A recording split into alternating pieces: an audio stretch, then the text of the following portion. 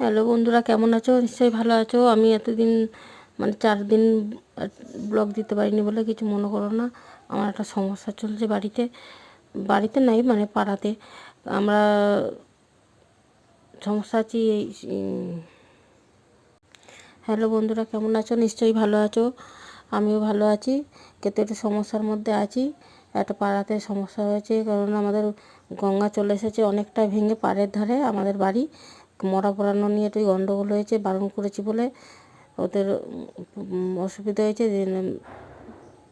কথা কাটাকাটি করার পরে ছেলে ছিল পাশে, ছেলেকে বলেছে মারবো, অনেক কিছু আরও কথা বলেছে। তার জন্য টেনশানেই রয়েছি এখনও পর্যন্ত। পঞ্চায়েত যাতে হোক, ছেলেকে যদি কেউ বলে মারবো বা অন্য কিছু করে দেবো, তখন কি কোনো মায়ের কি ভালো লাগে? মন খারাপ তো হবেই। সেই হিসাবে চিন্তা ভাবনা করে বাড়িতে বসে রয়েছি, ভালো লাগছে না একটু।